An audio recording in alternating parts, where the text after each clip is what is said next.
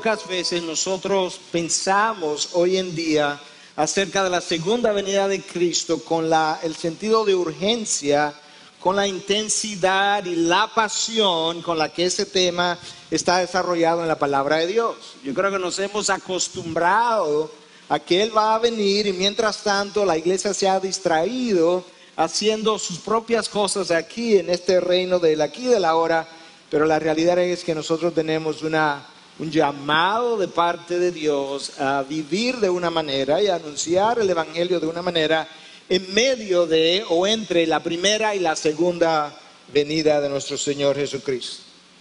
Algunos no han desarrollado suficiente interés por lo que son los temas proféticos, pero la realidad es que una cantidad importante de la palabra de Dios está dedicada a temas como estos y profecías que aún están sin cumplir. Y para muchos lo más importante parece ser la secuencia de los eventos. ¿Qué va a ocurrir primero? ¿Qué va a ocurrir después? Y grandes debates se han dado acerca de esa secuencia o cronología de los eventos. Sin embargo, la realidad es que la palabra de Dios nos habla de que la segunda venida de Cristo tiene implicación para mi vida ahora y en especial para mi vida de santificación. De ahí el título, el carácter del que espera. Y en realidad esa es la pregunta. Yo tengo dos preguntas que contestar a partir del texto que el pastor Saladín leyó.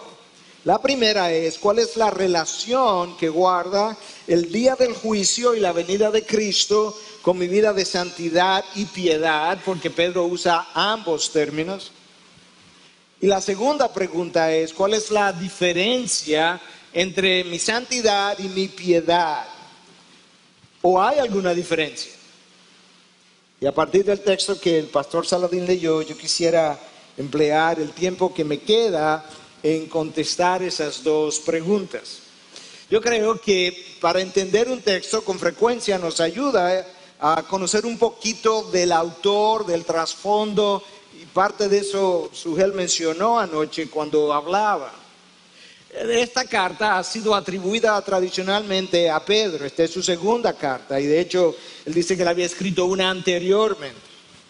Hasta que en el siglo anterior, hacia los finales del siglo anterior, algunos comenzaron a postular que quizás el autor de esta carta fue más bien Judas, porque parece ser que esta carta toma prestado para inspiración parte de lo que Judas tiene que decir en su carta.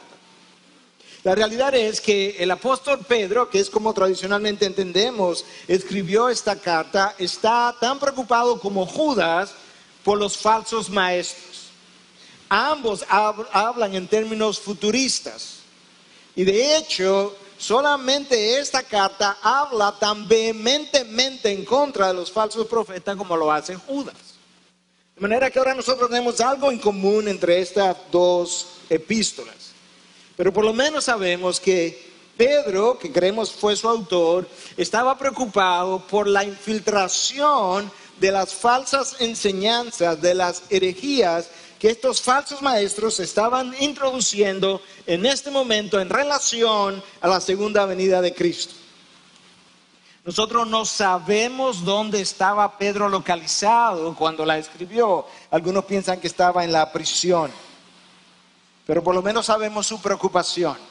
Su preocupación son falsos maestros, falsas enseñanzas en relación a la segunda venida de Cristo. Y él nos deja ver eso en los pocos versos que él escribió en esta carta. Escucha una vez más. Ante todo saber esto, que en los últimos días vendrán burladores con sus sarcasmos, siguiendo sus propias enseñanzas y diciendo, ¿dónde está la promesa de su venida? Porque desde que los padres durmieron, todo continúa tal como estaba desde el principio de la creación.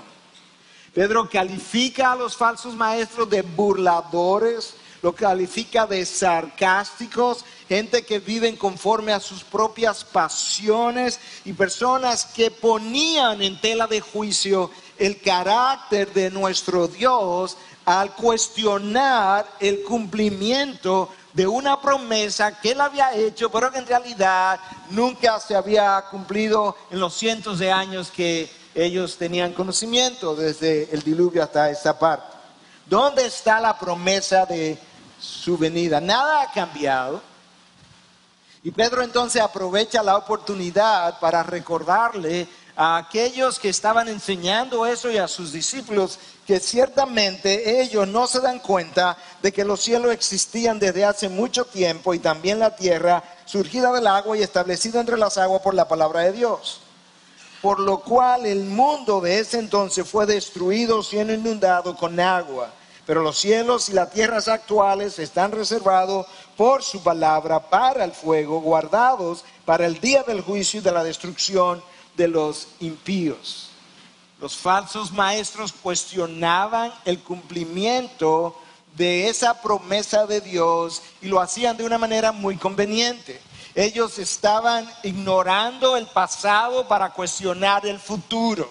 Y Pedro no se lo permite. Pedro les recuerda, no, hay un pasado, hay una historia, hay evidencia de ese pasado, de cuando Dios destruyó en la tierra en una ocasión anterior por medio de las aguas.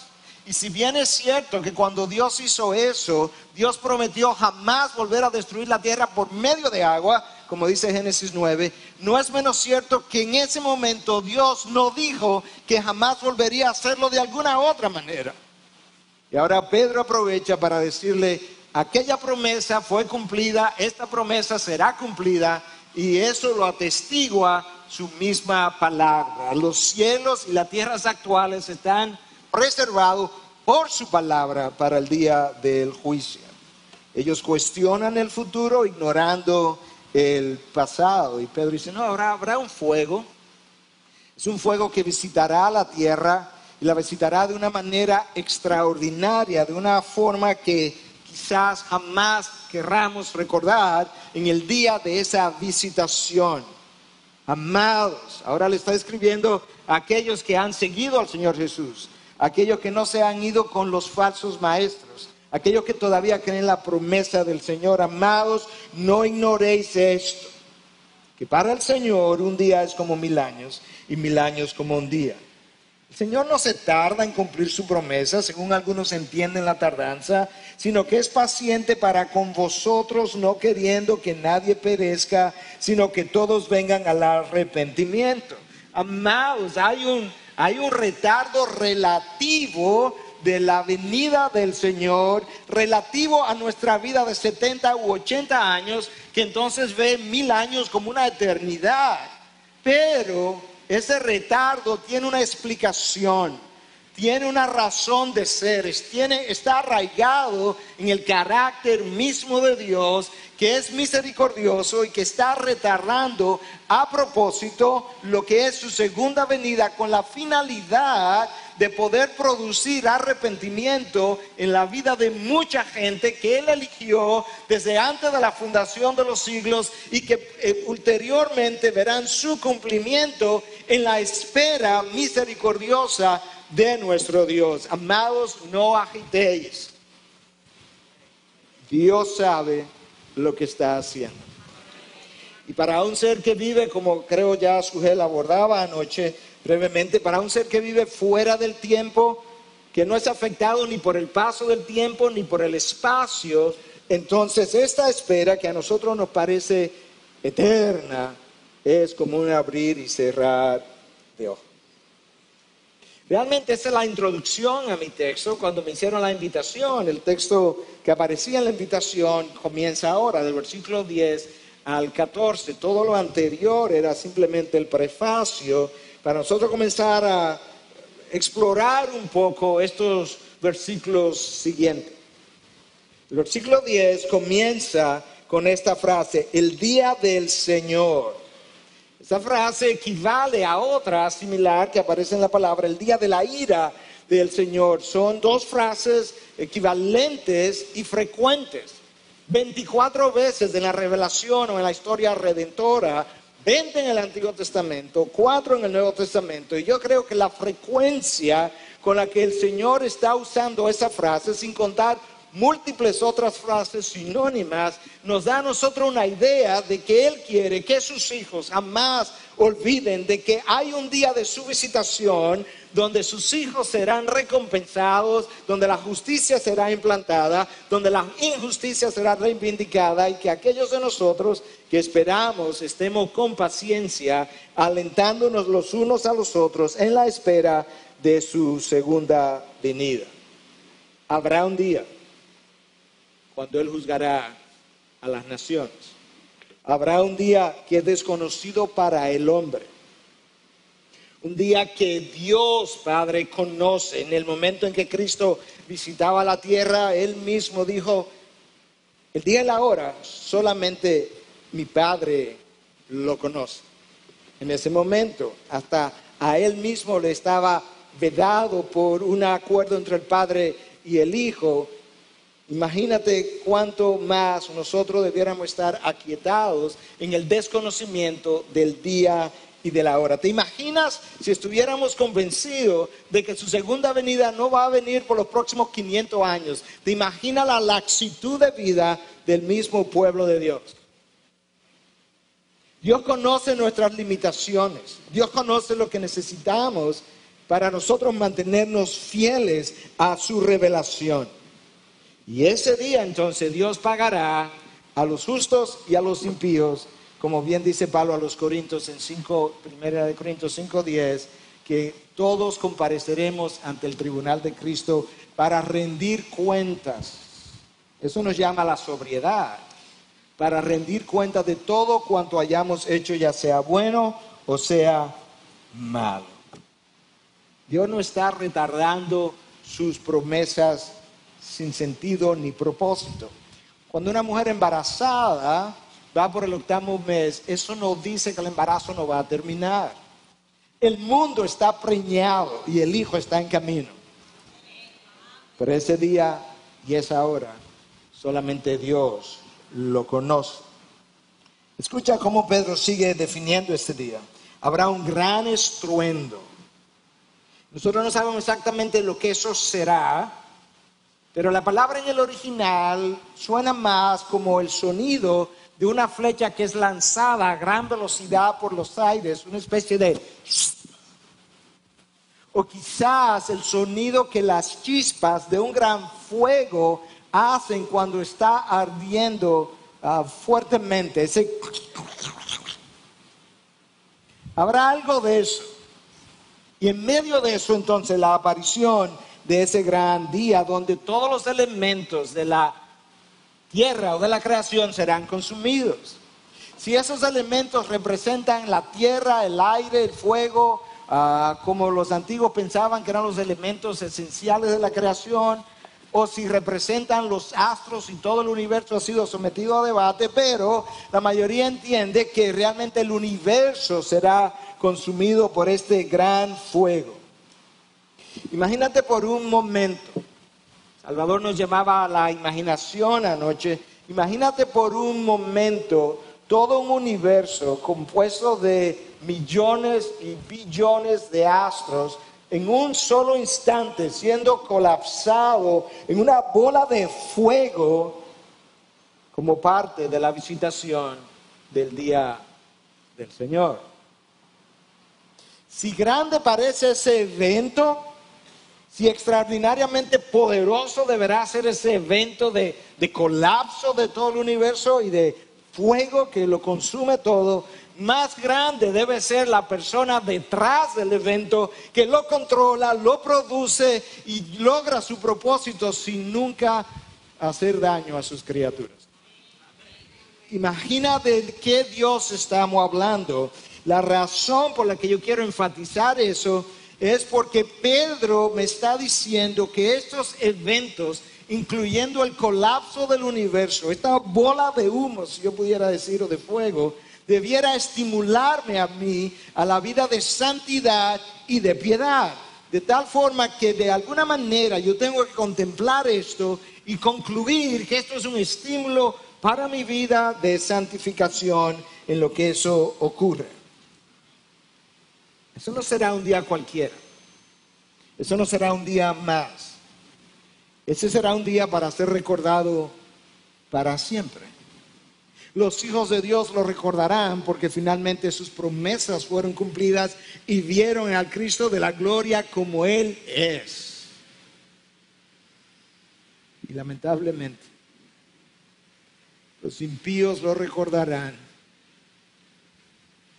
porque en ese día ellos sabrán que aquello que habían rechazado todo el tiempo es verdad. Ha llegado a su cumplimiento y para ellos no habrá una segunda oportunidad. Y Pedro dice, esas realidades deben llevarte a vivir de una vida más santa y más digna. La magnitud de los eventos, la temporalidad de todo lo que existe que ha de ser destruido y consumido, la certidumbre del día final que es tan cierta como la destrucción primera del planeta Tierra.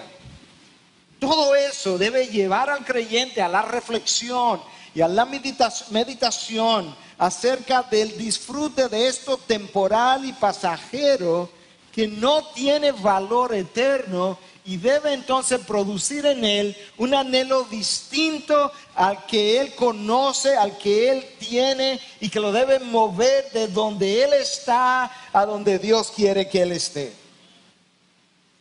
Escucha ahora cómo Pedro hace esa afirmación. Él lo hace de una manera que suena como una pregunta, pero es una afirmación. Y en nuestra traducción aparece con un signo de interrogación, tratando de producir el énfasis que esto tiene en el lenguaje original. Escúchalo en el versículo 11. Puesto que todas estas cosas han de ser destruidas de esta manera, exclamación, ¿qué clase de personas no debéis ser vosotros en santa conducta y en piedad? Él no lo está preguntando, él lo está afirmando. En vista de que todo esto va a ser destruido, amado, ¿qué clase de persona, qué clase de estilo de vida, qué carácter se supone que tú debieras exhibir que sea congruente, digno de la majestad, de la dignidad, de los eventos que se avecinan? Esa es la pregunta que él afirma. Pensemos en eso por un momento. La idea en el original es esta: si el mundo se va a consumir de esa manera, eso debiera producir en nosotros una manera de vivir excepcionalmente santa. Yo creo que nosotros necesitamos salir de esta conferencia reflexionando de múltiples cosas que ya se han dicho, y esta es una más. Pero aquí en este texto, Pedro presenta dos motivaciones, no las únicas, pero aquí hay dos motivaciones en este texto para mi vida de santificación: el día del juicio y la venida del Señor. Quizás a nosotros, a algunos nos sorprenda que esas dos cosas aparezcan en la palabra como motivaciones a la vida de santidad. Déjame decirte lo que Juan Calvino dijo con relación a este texto y de lo que yo acabo de decir. Esto ha sido añadido para que los fieles estén siempre velando. Él ahora los sacude de su somnolencia, o los sacude, para poder esperar con atención a Cristo en todo momento. De lo contrario, nos volveríamos inactivos y negligentes, como es generalmente el caso. Escucha cómo él concluye. Porque, ¿cuándo es que la carne se entrega a sí misma, sino cuando no hay pensamiento de la venida de Cristo como algo cercano? ¿Escuchaste esa pregunta que Calvino hace? Dice, ¿cuándo es que la carne se entrega a sí misma, sino cuando no hay pensamiento de la venida de Cristo como algo cercano? Cuando la carne se entretiene con los juguetes de aquí abajo, es porque ha perdido su perspectiva de la eternidad, y como la venida de Cristo está bajo esa sombrilla de la eternidad, él se olvida de ese día final y se olvida de que él es ciudadano de otra dimensión y comienza a vivir de una forma carnal en este siglo. Cuando uno regresa al principio de la historia redentora y nos vamos al Génesis 3, lo que ocurrió en Génesis 3 ha afectado tanto la manera como el ser humano quedó, que muchas de las cosas tenemos que responderla hoy. Es una de mis respuestas favoritas cuando me preguntan, ¿tú quieres que yo te responda antes de Génesis 3 o después de Génesis 3? Porque la respuesta en el tiempo de Génesis 2 a tu pregunta es otra completamente distinta a mi respuesta en Génesis 3, 4 y demás. Y esta es una de las cosas que nosotros podemos ver a la luz de Génesis 3 o de la caída. Dada la mente entenebrecida del hombre, dado mi conocimiento limitado, en el mejor de los casos, mi conocimiento es limitado, dada mi sabiduría falible, dado los deseos de la carne que todavía permanecen conmigo, dada todas las limitaciones y las distracciones del mundo que me rodea para mi carne, dado todo eso, Dios entiende que yo necesito diferentes tipos de recordatorios para mi vida de santidad, y Él lo plasma a lo largo de su revelación. Uno de estos recordatorios es la venida de Cristo y el día final de su juicio. Y Pedro no es el único que hace eso. Cuando Pablo le escribe a Tito, escucha lo que él dice en Titos 2, 11-13. Titos 2, 11-13. Porque la gracia de Dios se ha manifestado trayendo salvación a todos los hombres. Escucha ahora, enseñándonos que negando la impiedad, eso es vida de santificación, negando la impiedad y los deseos mundanos, que Pablo, vivamos en este mundo sobria, justa y piadosamente. ¿Pero por qué? Aguardando la esperanza bienaventurada y la manifestación de la gloria de nuestro gran Dios y Salvador Cristo Jesús. ¿Tú escuchaste a Pedro instruyendo a su discípulo Tito, diciéndole: Tito, en primer lugar recuerda que la gracia de Dios nos salvó, versículo 11 de Tito 2. Tito, en segundo lugar, recuerda que esa gracia nos enseña y nos capacita para negar la impiedad del mundo y los deseos pecaminosos de la carne. Dios te capacita por medio de esa gracia, pero tú tienes que hacerlo. Esa es la razón por la que cuando él escribe a Timoteo, le dice a Timoteo: Timoteo, en el imperativo, ejercítate, disciplínate, entrénate, dependiendo de la traducción, para la piedad. Disciplínate, entrénate, ejercítate para la piedad. Yo necesito, una vez capacitado por Dios a través de su gracia, negar la impiedad del mundo y los deseos pecaminosos. Timoteo, tú necesitas entender de parte mía, le dice Pablo en otras palabras, que cuando recibiste salvación, la salvación y la gracia que te fue dada en la salvación no te va a producir automáticamente la santificación que cada uno de nosotros quisiera esperar. No te puedes sentar en una mecedora a esperarlo, porque no ocurre pasivamente. Tú necesitas ejercitarte para la piedad, para la vida de santificación, y Dios entonces nos ha provisto de diferentes motivadores para esa vida, y aquí Pedro nos está dando una de esas motivaciones. En el caso de Tito, Pablo le dijo que él debiera vivir sobria, justa y piadosamente. ¿Pero cómo? Aguardando la gloriosa manifestación de eso que Pedro está hablando, de la venida de nuestro Señor Jesucristo. Pablo está insinuando en esta carta a Tito lo mismo que Pedro está insinuando. Y es que si yo reflexiono bien, la aparición de Cristo en su segunda venida debía motivarme a una mejor vida en el Señor. Cuando tú revisas la palabra, yo decía, tú encuentras diferentes motivadores para la vida de santidad. Algunos de nosotros, yo recuerdo que en cierta medida, en mis primeros meses, yo no sé cuánto me duró, pero por lo menos mis primeros meses, yo me sentía altamente motivado al entrar al reino de los cielos, por la idea de que Cristo viene pronto. Algunos de nosotros entramos así. Y yo no sentía que yo tenía que santificarme porque podía perder mi salvación. Nunca lo creí de esa manera. Pero había una motivación en mí de que como su regreso estaba cerca, yo quería vivir más dignamente. Eso es uno de los motivadores.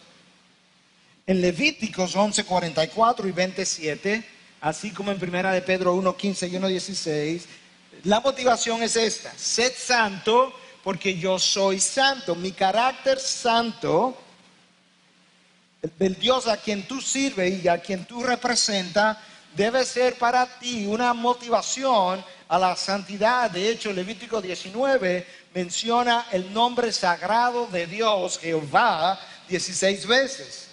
Jerry Bridges, uno de los hombres que quizás mejor ha entendido este balance entre santidad, piedad, nuestra vida de salvación en un lado, santificación en el otro, dice que esa repetición del nombre sagrado de Dios en Levítico 19 aparece como un recordatorio de que la obediencia a sus estatutos y a sus leyes debe fluir como un resultado de una reverencia y temor del Señor. Hablar de eso un poco más. Como un resultado de una reverencia y temor del Señor. Su segunda venida y la manera como va a ocurrir es productora de una reverencia, si lo reflexiona con cuidado, y de un temor reverente, valga la redundancia, hacia nuestro Dios. Es el carácter justo y santo del Dios a quien yo represento en Levítico que me llama a la vida de santificación. Y eso es bíblico y es verdad, pero no es todo el consejo de Dios. Porque en Filipenses 1:27 la motivación para la vida de santidad, ¿sabe cuál es? El Evangelio. Que vivas una vida digna del Evangelio a través del cual tú fuiste llamado.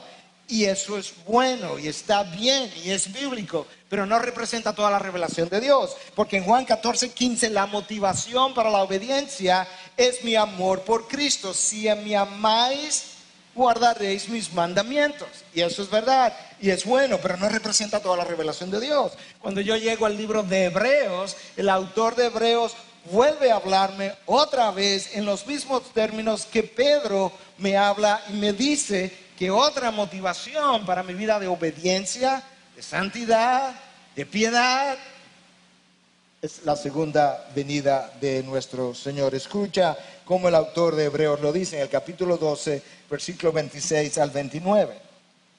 Su voz hizo temblar entonces la tierra, pero ahora Él ha prometido diciendo: aún una vez más, yo haré temblar no solo la tierra, sino también el cielo. Una vez más, está el recordatorio, ya lo hizo una vez, Él lo va a volver a hacer. Esta vez no es solamente la tierra como el día del diluvio, sino también el cielo. Y esta expresión, aún una vez más, dice el autor de Hebreo, indica la remoción de las cosas movibles como las cosas creadas, a fin de que permanezcan las cosas que son inconmovibles. Eso es el día del Señor, ese es su regreso. Eso es exactamente de la visitación que Pedro nos está hablando en el texto que leímos hoy. Escucha ahora lo que sigue después que él habla de que una vez más Dios hará temblar la tierra y los cielos. Por lo cual, conclusión, puesto que recibimos un reino que es inconmovible, demostremos gratitud mediante la cual ofrezcamos a Dios un servicio aceptable. Ahí está mi vida de santidad. No es un cordero que yo voy a ofrecer, es un servicio de vida aceptable. ¿Y cómo lo hago? Con temor y reverencia. Porque voy a perder mi salvación. Claro que no. Pero el texto me dice por qué yo lo debo hacer. No me dejen en el aire. Versículo 29. Porque, está la respuesta, nuestro Dios es fuego consumidor. El mismo autor de Hebreos que me recuerda que yo debo y puedo acercarme a Dios, a su trono, con confianza. Es el mismo autor que me recuerda y me dice, tu Dios, al que te acerca con confianza, es un fuego consumidor. Por tanto, ofrécele un servicio aceptable con temor y reverencia. En otras palabras, gana conciencia de la santidad, de la majestad, de la gloria del Dios que te ha llamado y responde con tu vida a eso que Él es. Eso es lo que Él nos está diciendo. Y si hay un momento, hermanos, cuando nosotros vamos a ver, por lo menos aquellos que no hemos entrado en gloria, cuando nosotros vamos a ver la majestad, el poder, la gloria y la santidad de ese Dios en su completa expresión, es cuando Él nos visite por segunda vez, los cielos y la tierra sean consumidas, la injusticia sea reivindicada, nuestras promesas cumplidas. Y cuando yo lo vea en toda esa expresión de santidad y justicia, mi expresión interna probablemente sea algo como...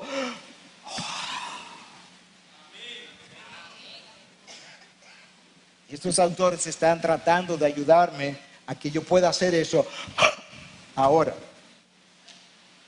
para que yo pueda entonces vivir una vida de santidad y de piedad. Ofrezcamos a Dios una adoración, un sacrificio, un servicio aceptable. Eso habla de mi vida. Ahora piensa por un momento, ¿de qué otra manera ese juicio final y esa explosión en fuego me ayuda a mí a mi vida de santidad? Si todo se va a consumir, ¿qué hacemos nosotros guardando cosas donde la polilla y la herrumbre lo dañan y lo destruyen? Pastor, no, espérese, porque mire, yo compro cosas de marcas y yo compro caoba que no le cae polilla. Y yo uso oro que no se corroe, así que no, corrija eso, pastor. Ok, no se va a corromper, te lo van a quemar. Y entonces, ahora que esto es tan temporal, ahora que tú sabes que esto tiene un fin, ahora que tú sabes que lo que tenemos de este lado de la gloria no va a entrar de aquel lado de la gloria, entonces, ¿qué hacemos tan preocupados, tan afanados, tan enamorados de esto que está de este lado? Hermanos, si hay algo que es bueno recordar, este mundo es desechable. Igual que los pañales que son desechables. Este mundo va a terminar y luego va a haber una manifestación gloriosa del próximo mundo. Tierra nueva, cielo nuevo. Por parte de nuestro Dios.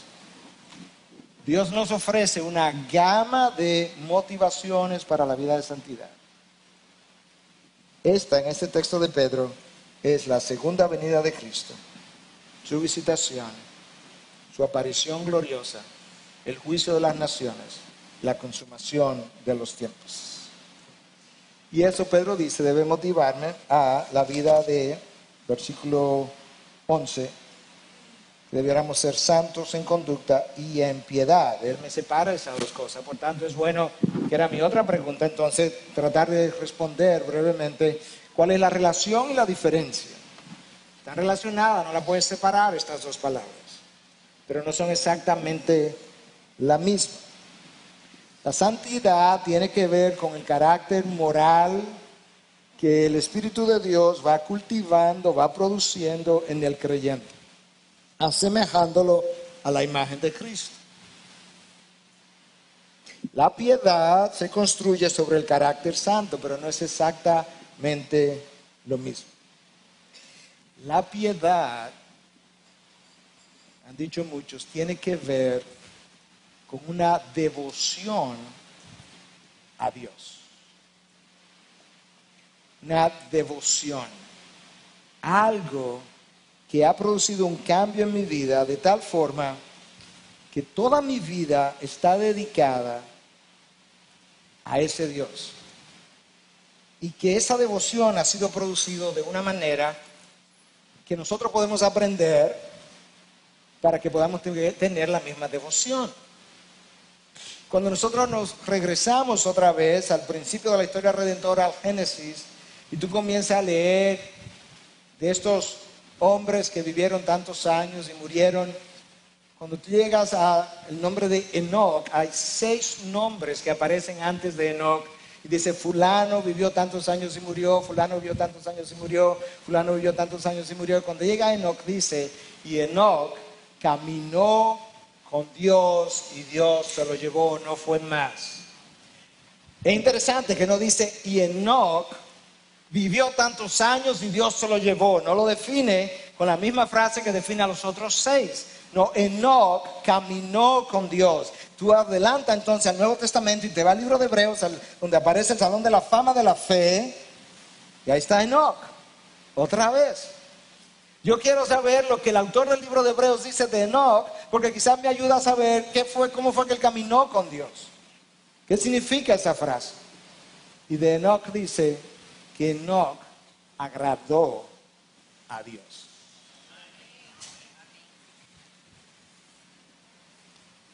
Hay muchas vidas de hijos de Dios que todavía no están agradando a Dios. Una vez más, Jerry Bridges, lo cito simplemente por lo mucho que él ha sido respetado por su entendimiento en esta área de lo que es la santificación y la vida de piedad. Tiene libros acerca de eso. Hoy tiene 85 años, puede ser mi abuelo cronológico y mi abuelo en la fe. Él dice, yo he visitado y he conocido muchos cristianos en Estados Unidos y fuera de Estados Unidos. Muchos muy talentosos, muy activos en sus ministerios, pero dice, pero cristianos piadosos he conocido muy pocos.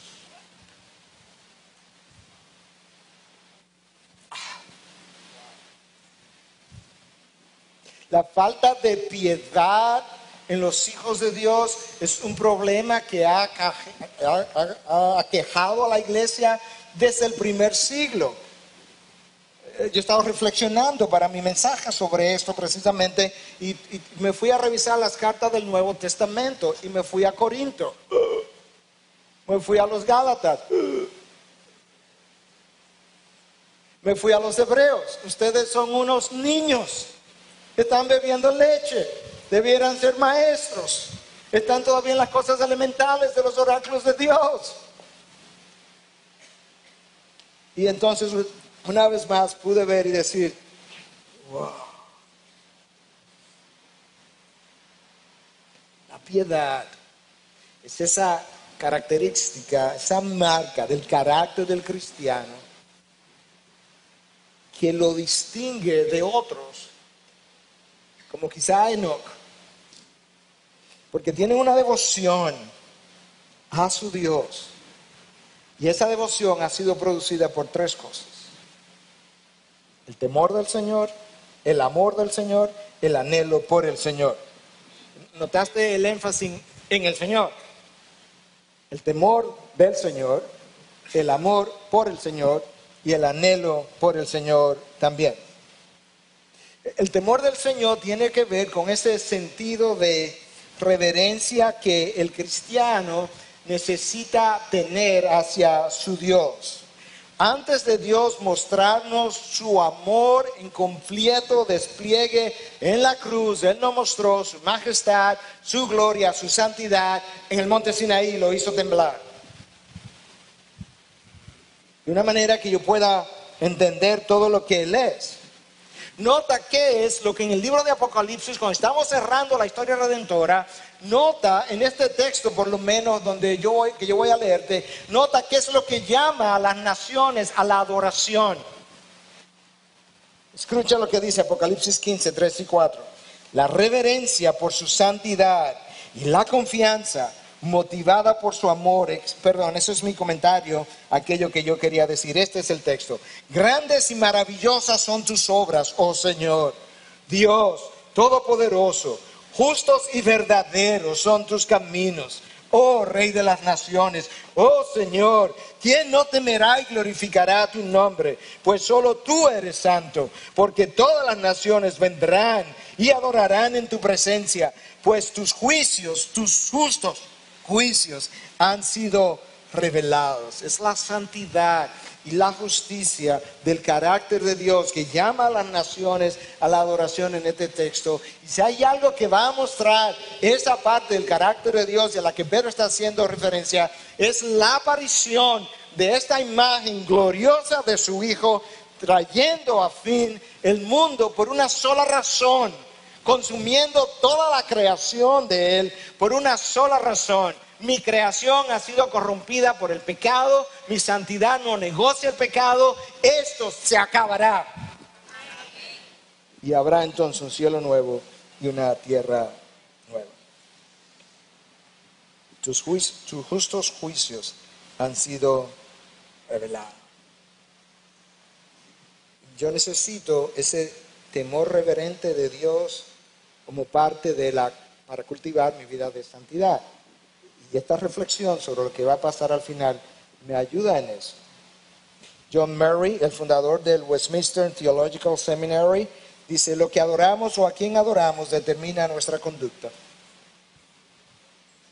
Como tú entiendas a quien tú adoras, determina tu conducta. La reflexión sobre este evento final me ayuda a entender a quién es que adoramos. Y entonces la reverencia por su santidad y la confianza motivada por su amor, ese es mi comentario. Esas dos cosas, la reverencia motivada por su santidad y la confianza motivada por su amor, existen en la mente del cristiano en tensión todo el tiempo, de tal forma que yo no termine abaratando su amor y convirtiendo su gracia en libertinaje. De manera que yo necesito toda esta revelación de Dios para mi vida de santidad. La destrucción de que habla Pedro de todo el universo ante la presencia de pecado es una de las motivaciones. Yo decía que la devoción o la piedad es devoción en acción y que está motivada por tres cosas. La primera la mencioné, el temor del Señor. La segunda es el amor por el Señor.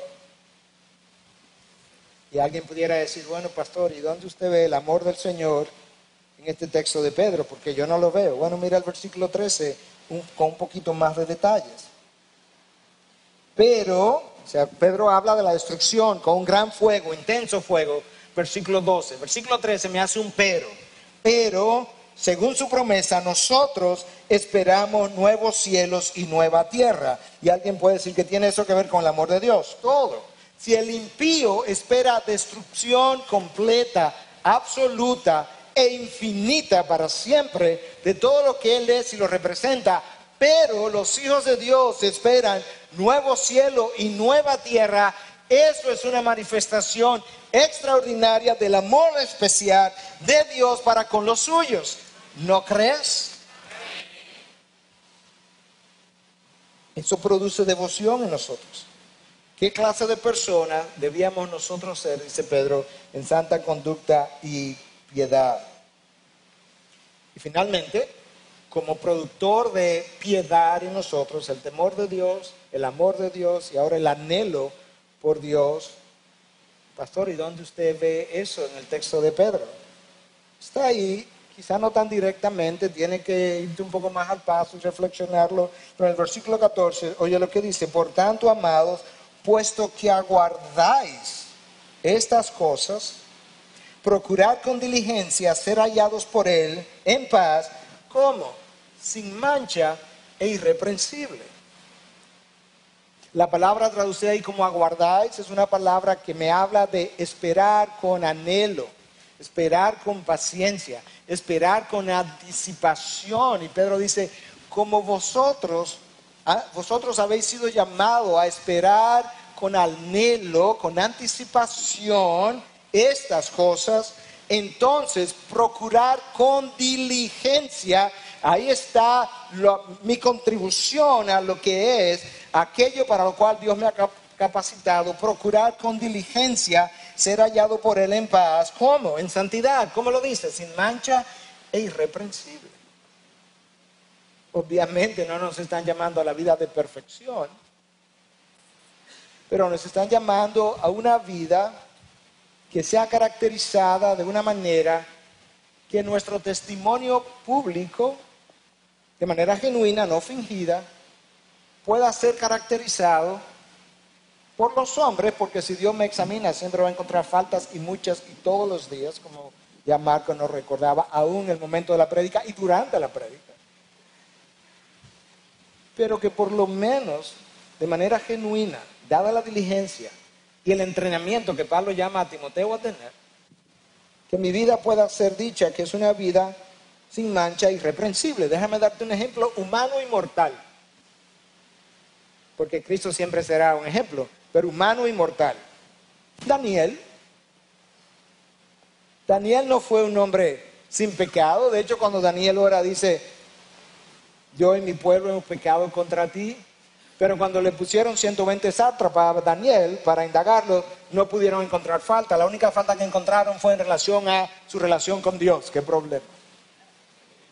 ¿Te imaginas que de repente a nosotros nos pongan 120 investigadores maliciosos, enemigos nuestros, que quieren que nosotros seamos atrapados en algo? Y que al final de la investigación ellos vengan y dicen, el problema con fulano es que lo único malo que él tiene es que él ama a Dios y ora 3 veces al día delante de los hombres. Que no teme a los hombres. Imaginas eso. Yo creo que Daniel tenía este entendimiento, aún no supiera los detalles de la segunda venida. Él entendía cómo el carácter santo de Dios y el hecho de que habrá algún día, porque él tiene profecía también, donde Dios recompensaría a los suyos y haría justicia. Eso lo llevó a tener una vida como la que Daniel tuvo. El tiempo se me ha ido y tengo que ir cerrando. Un último versículo, porque estaba dentro de la invitación que me dieron y no la quiero dejar fuera. Y también me ayuda a corroborar todo lo que yo he dicho.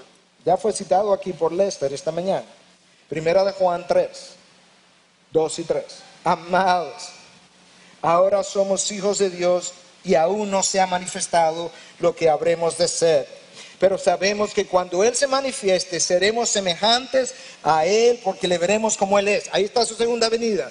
Ahí está el día de la visitación de que Pedro está hablando, por lo menos desde el ángulo de los hijos de Dios. Escucha ahora cuál es la conclusión o el resultado que sigue al anuncio de que le veremos como Él es. Y todo el que tiene esta esperanza, ¿cuál esperanza? De que Él viene y le veré como Él es. Todo el que tiene esta esperanza puesta en Él, escucha lo que Él hace, se purifica, como Él es puro. ¿Tú escuchaste bien lo que Juan dice? El que tiene la esperanza puesta de que lo va a ver como Él es, Él hace lo que Pablo le dice a Timoteo que debiera hacer, se ejercita para la piedad, Él se purifica. Déjame decirte brevemente, en la conclusión, lo que eso no significa y brevemente lo que significa. Eso no significa que yo puedo purificarme o santificarme aparte o divorciado de la gracia de Dios. Eso sería una herejía, hermanos. No hay nada que yo pueda hacer separado de la gracia de Dios. Lo que sí significa es que Dios me ha capacitado y me capacita diariamente con la morada de su Espíritu, con su palabra, con la gracia continua que Él pone en nosotros, para que entonces, en cuanto a mí respecta, yo haga todo el esfuerzo y invierta toda diligencia en alejarme de los deseos pecaminosos, niegue los deseos pecaminosos de la carne, me aleje del mundo, y eso lo hace todo aquel que tiene la esperanza puesta en Él, que lo verá como Él es. Eso produce santificación. Deja a un lado el hombre viejo y trata de vivir conforme al hombre nuevo. La respuesta a entender bien su segunda venida, el día del juicio, es una vida de piedad y santidad, y esa vida de piedad y santidad está caracterizada entonces por una devoción. William Law definió la devoción de esta manera: la devoción es una vida entregada a Dios. Un hombre devoto o piadoso no vive para hacer su voluntad o de acuerdo al espíritu del mundo, sino que ese hombre vive solamente para la voluntad de Dios. Es aquel que considera a Dios en todas las cosas. Escucha, es aquel que considera a Dios en todas las cosas, que es aquel que convierte, es aquel que le sirve a Dios en todas las cosas, es aquel que convierte todas las partes de su vida común en parte de su piedad, y al hacerlo todo en su nombre y bajo sus ordenanzas, en la medida que éstas se conforman a su gloria. En otras palabras, la piedad permea toda su vida, comenzando con sus pensamientos, de tal forma que él solo piensa en todo lo verdadero, en todo lo digno, en todo lo justo, en todo lo puro, en todo lo amable, en todo lo honorable, en aquello que es digno de alguna virtud. En eso él medita. La piedad permea sus pensamientos y permea sus redes sociales. Va desde la A hasta la Z, la caracterización de su vida de santidad. Y entonces, ¿qué hacemos en el interín? Cierro con esta historia. Año 1789, Hartford, Connecticut. El cielo se pone oscuro, una densa oscuridad. Se oscureció de manera ominosa. Algunos de los miembros de la Cámara de Representantes reunidos en esa ocasión, el cielo lucía tan extraordinariamente eerie, como dicen en inglés, como que te pone los pelos de punta, que pensaron que ese era el día del juicio. Esto está registrado. El presidente de la Cámara de Representantes, el coronel Davenport, dice lo siguiente. Se levanta porque los representantes ya querían que se levantara la sesión. El presidente dice: el día del juicio se aproxima, ya sea que sea este día o no sea. Si no es así, no hay ninguna razón para que se levante la sesión. Y si hoy es el día del juicio, yo elijo que me encuentre cumpliendo con mi deber. Por lo tanto, me gustaría que prendieran las velas. Hasta que sepamos. En lo que ese día llega, en lo que ese día está por venir, ¿qué se supone que tú y yo hagamos? En lugar de nosotros temer a lo que está por venir, nosotros vamos a ser hijos confiados en la promesa de Dios, que saben esperar en el carácter de Dios. Y en lugar de temer a la oscuridad, nosotros vamos a ser las velas encendidas como luminarias resplandecientes en medio de una generación perversa y torcida, de tal forma que cuando Él aparezca, cada uno de nosotros pueda decir: a Él sea la gloria y el poder, el dominio, la majestad, por los siglos de los siglos. Amén.